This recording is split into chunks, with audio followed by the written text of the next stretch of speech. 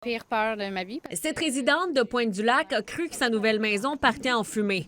Elle habite depuis à peine un mois et demi à quelques maisons seulement de recyclage nat. Puis rendu au stop ici, en fait, j'étais sûre que c'était chez nous. J'ai hurlé, j'étais sûre que c'était chez nous. Les flammes étaient toutefois dangereusement près de sa forêt.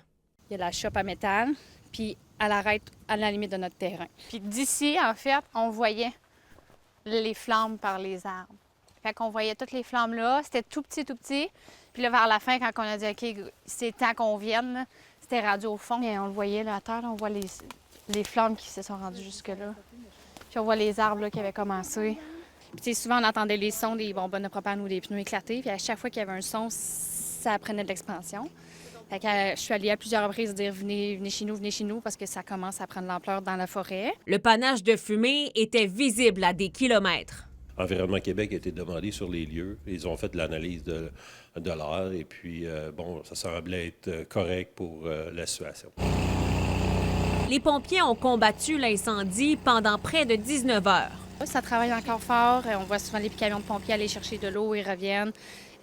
Ça diminue tranquillement, pas vite. Là. On sent là, qu'ils sont rendus vers la fin. C'est une intervention qui a demandé aux pompiers de relever plusieurs défis. Entre autres, il y avait des montagnes de véhicules de près de 10 mètres de haut qu'ils devaient éteindre. La complexité aussi d'atteindre le foyer d'incendie parce qu'il n'y avait pas beaucoup d'endroits pour circuler, donc c'était très restreint. Il a fallu, avec de la machinerie lourde, des pelles mécaniques entre autres, des chargeuses, se faire des chemins, puis enlever ces carcasses-là de véhicules pour être capable d'atteindre les foyers d'incendie. Une enquête est en cours pour déterminer ce qui a déclenché l'incendie.